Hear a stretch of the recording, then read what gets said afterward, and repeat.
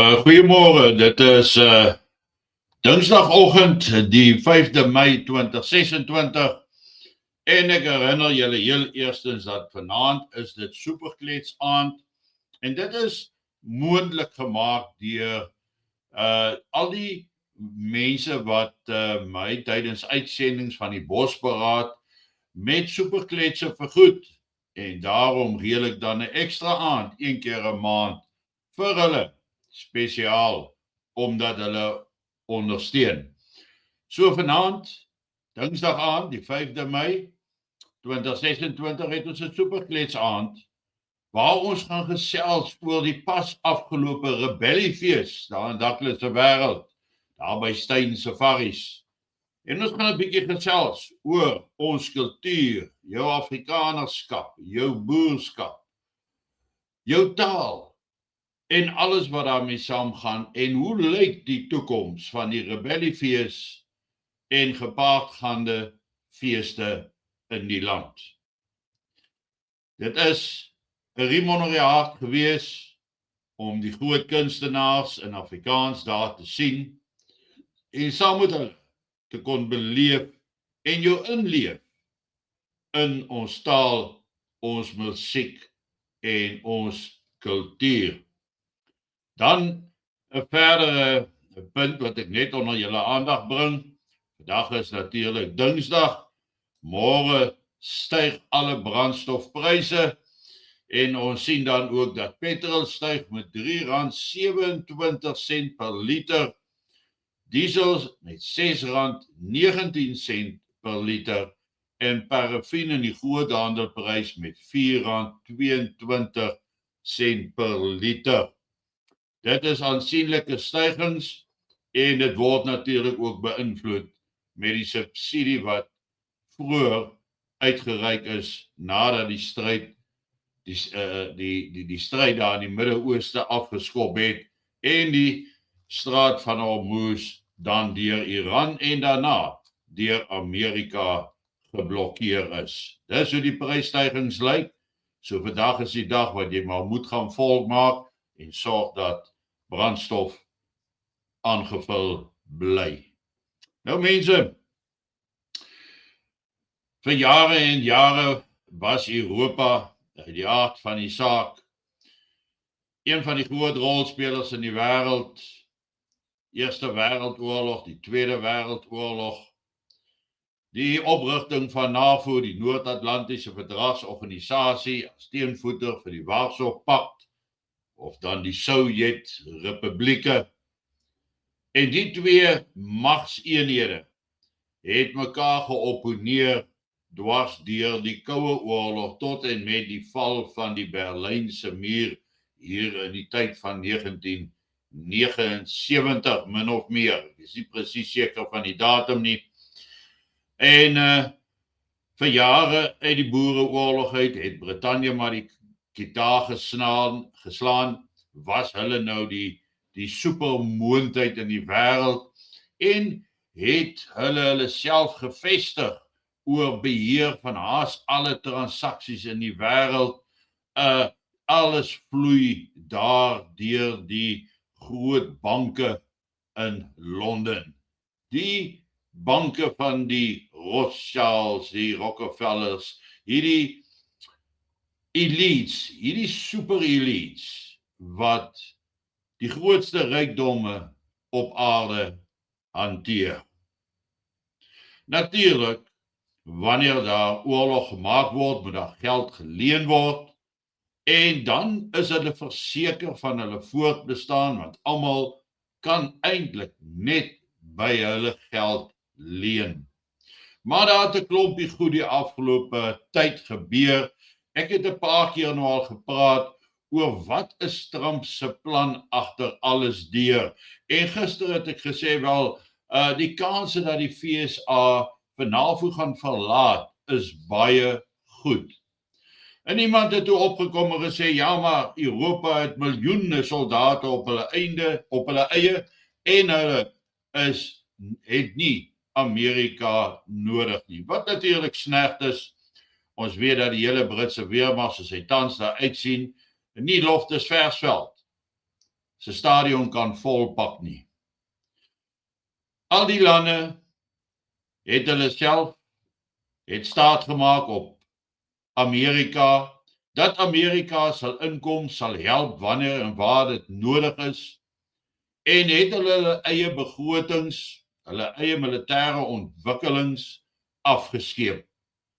Sowieso dat 'n groot hoeveelheid kundigheid daarmee verlore is, dat 'n sleutel of skeleton weermagte bestaan wat van vooraf opgebou sal moet word.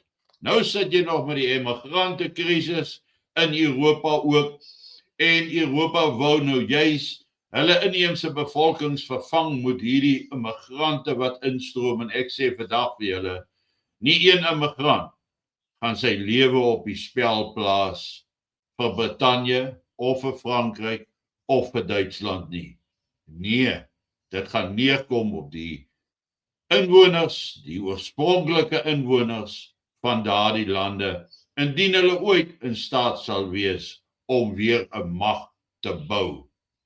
Dis vir my asof Europa hulle magsposisie totaal en al verloor het. Ek speel vir julle hierdie videoklip en luister baie mooi wat sê Donald Trump.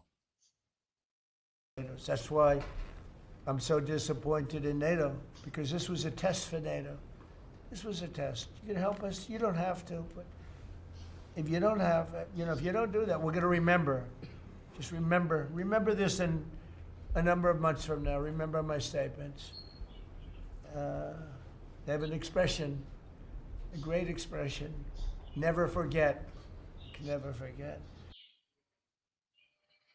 Daar hoor julle wat Donald Trump daar sê. Hy sê daar so vir hulle, ons versoek vir die hulp in die straat van Hormuz het julle geïgnoreer. Maar dit was 'n toets om te kyk of julle daar gaan wees wanneer ons julle nodig het, ons wat Amerika is, en is Amerika net goed om Europa te help. En daardie antwoorde het ons baie hard en duidelik gekry van manne soos Keir Starmer, Macron, Merz, en hulle het almal gesê, dis nie hulle oorlog in die Midde-Ooste nie, net soos wat Amerika sekerlik mag sê, dat 'n oorlog in Europa is nie hulle oorlog nie.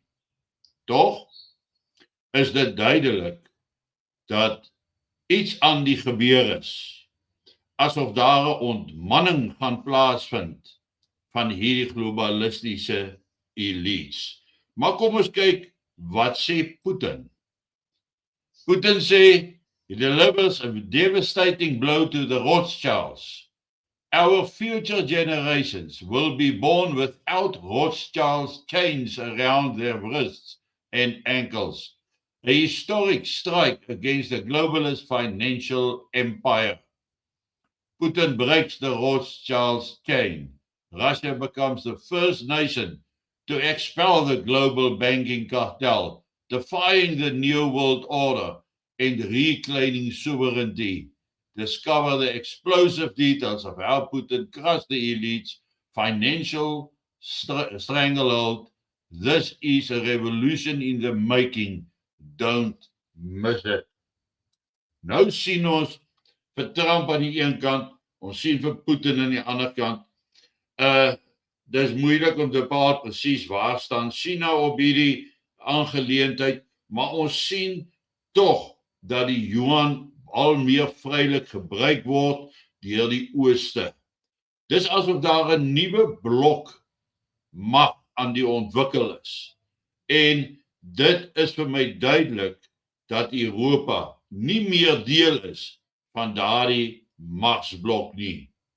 So as ons kyk na die weste, dan is dit hoofsaaklik nou Brittanje en sy alliansie vennote rondom die Commonwealth state, Europa, al daardie lande met Amerika ingesluit, is gesien as die weste. Ek dink die weste as 'n magsblok is tot 'n einde en word effektief opgebreek deur Donald Trump en deur Putin.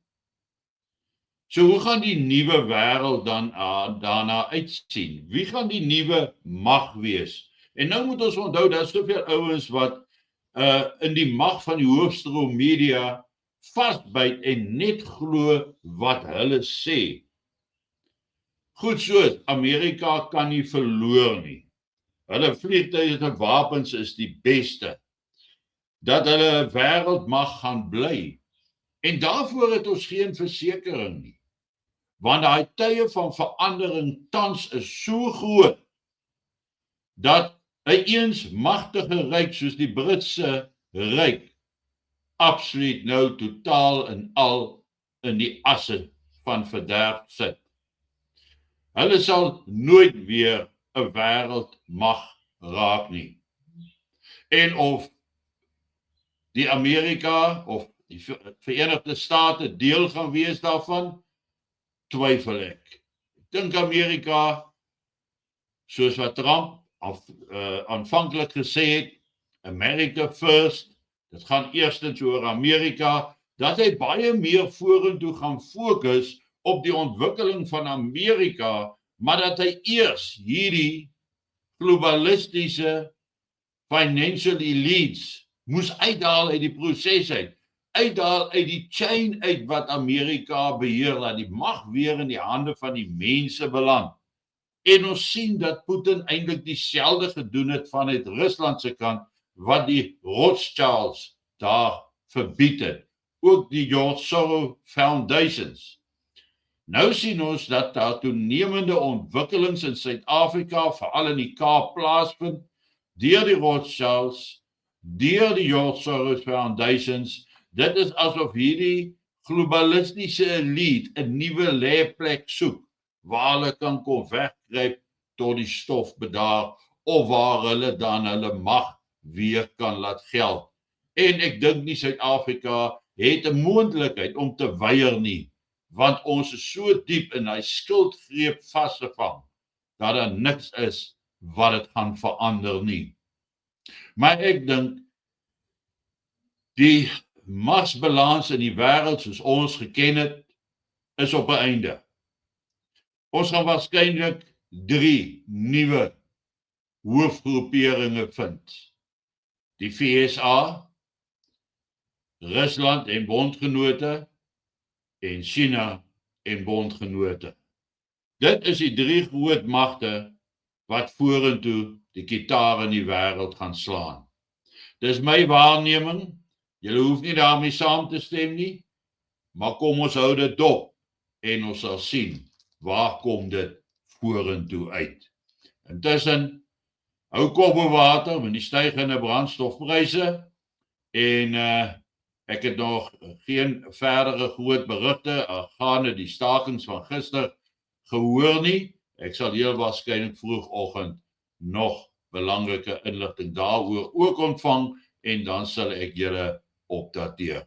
Geniet vanoggend jou kondensmelk koffie en moenie vergeet om vanaand in te skakel by ons superklets aand, waar ons gaan praat oor die rebelliefees en saam in ons harte lekker rebels wees in ons eie taal, in ons eie kultuur, ons eie musiek, ons eie manier van doen.